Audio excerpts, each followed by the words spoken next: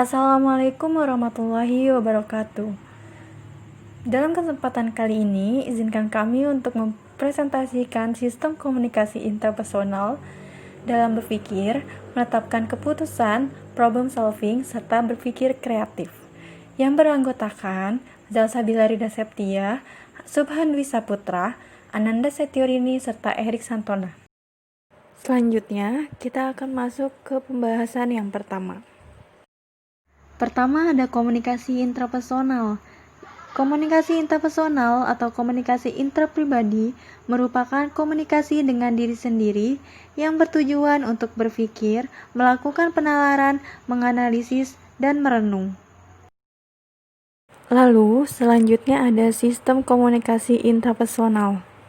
Sistem komunikasi intrapersonal ini adalah seorang komunikator melakukan proses komunikasi intrapersonal dengan menggunakan seluruh energi yang dimilikinya, agar pesan yang akan disampaikan ini kepada komunikan dapat diterima dengan jelas dan komunikan pun dapat melakukan umpan balik atau menerima feedback terhadap pesan tersebut. Lalu di sini ada proses komunikasi intrapersonal.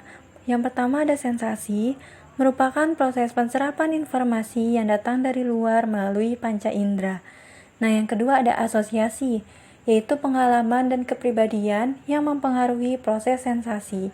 Lalu yang ketiga ada persepsi, yang berarti pemaknaan atau arti terhadap informasi yang masuk ke dalam kognisi manusia. Yang terakhir ada memori, yaitu kemampuan menyimpan informasi sehingga dapat digunakan lagi di masa yang akan datang. Apa sih contoh dari sensasi? Yang pertama bisa berupa cahaya yang masuk ke mata, lalu yang kedua ada bunyi yang masuk ke dalam telinga.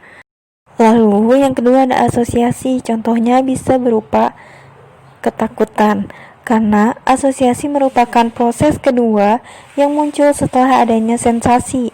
Maka biasanya dalam proses ini seseorang akan mencocokkan kesamaan-kesamaan pengalaman yang pernah dialami sebelumnya dengan kejadian saat ini.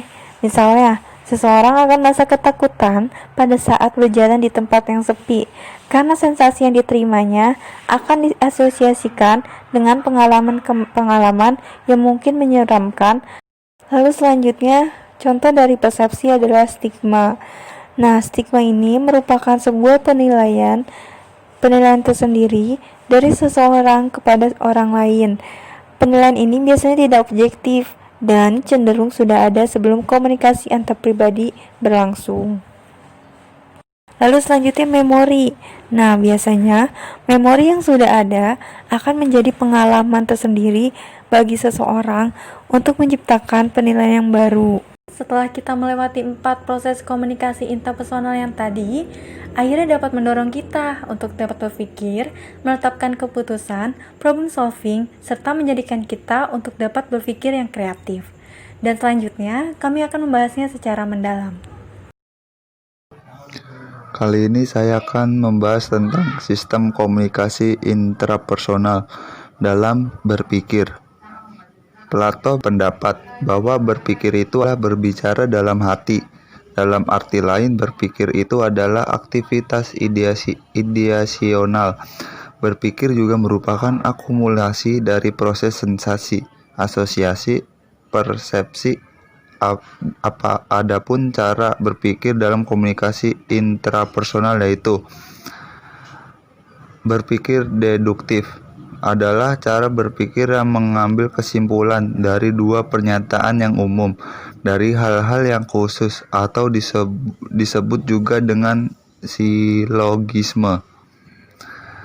Berpikir evaluatif adalah cara berpikir dengan menganalisis atau mengevaluasi suatu hal atau permasalahan dengan menilai sisi negatif dan sisi positifnya, baik dan buruknya, serta mengevaluasi serta tepat atau tidaknya suatu gagasan. Berpikir induktif disebut juga sebagai berpikir secara ilmiah.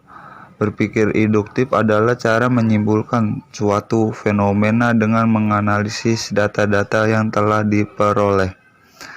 Berpikir realistis merupakan cara berpikir dengan nalar yang menyesuaikan dalam dunia nyata. Berpikir dengan nalar yaitu dengan menggunakan logika. Berpikir alutistik adalah kebalikan dari berpikir realistik. Berpikir aulistik tidak melibatkan logika dan tidak berpikir secara realita. Secara berpikir ini hanya khayalan semata. Menetapkan keputusan. Setelah proses berpikir, maka akan muncul sebuah keputusan. Decision making merupakan suatu proses memilih dan menerapkan alternatif yang konsisten dengan tujuan, karena pengambilan keputusan bukanlah hal yang mudah untuk dilakukan. Adapun proses untuk mengambil suatu keputusan sebagai berikut. Identify the problem or opportunity. Pada fase ini, hal penting yang harus diperhatikan adalah jangan melihat problem yang muncul di permukaan saja, tapi juga faktor-faktor penyebab munculnya masalah tersebut. Dengan mengetahui penyebabnya, akan sangat membantu dalam menemukan solusi. Develop alternatives.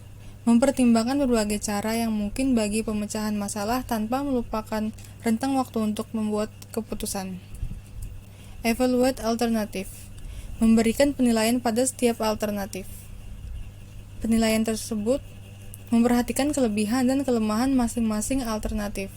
Ada berbagai cara yang dapat dilakukan dalam menilai kelebihan atau kelemahan alternatif, seperti membuat daftar pro dan kontra masing-masing alternatif, menilai manfaat tiap alternatif, termasuk aspek dana yang harus dikeluarkan jika alternatif solusi memerlukan.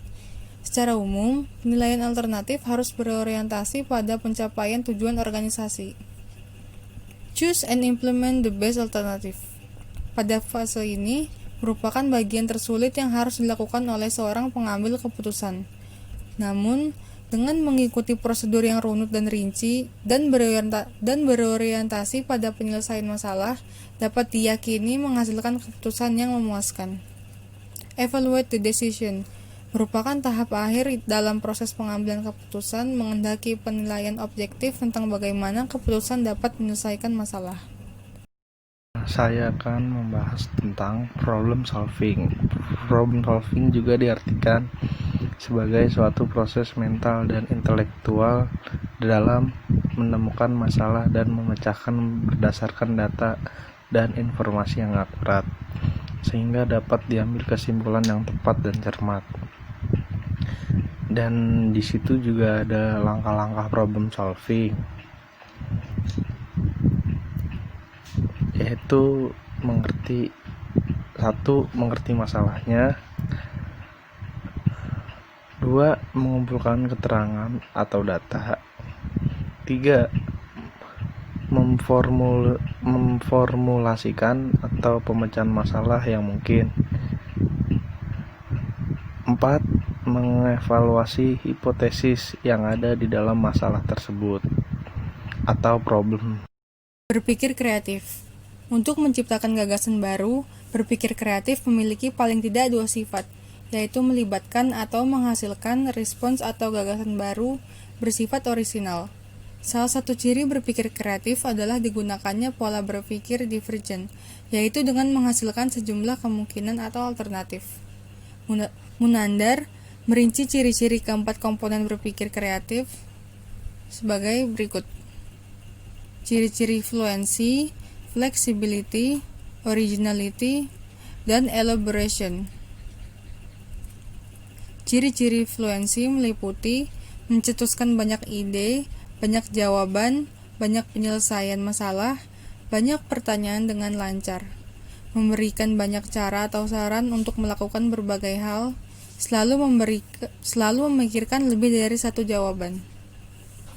Ciri-ciri flexibility diantaranya menghasilkan gagasan, jawaban, atau pertanyaan yang bervariasi, dapat melihat suatu masalah dari sudut pandang yang berbeda-beda, mencari banyak alternatif atau arah yang berbeda-beda, mampu mengubah cara pendekatan atau cara pemikiran. Ciri-ciri originality diantaranya adalah mampu melahirkan ungkapan yang baru dan unik, memikirkan cara yang tidak lazim untuk mengungkapkan diri, mampu membuat kombinasi-kombinasi yang tidak lazim dari bagian-bagian atau unsur-unsur. Lalu yang terakhir, ciri-ciri elaboration adalah mampu memperkaya dan mengembangkan suatu gagasan atau produk, menambah atau memperinci detail-detail dari suatu objek, gagasan, atau situasi sehingga menjadi lebih menarik. Cukup sekian presentasi dari kami, kurang lebihnya mohon maaf, dan bagi teman-teman yang ingin bertanya dipersilahkan. Wassalamualaikum warahmatullahi wabarakatuh. Terima kasih.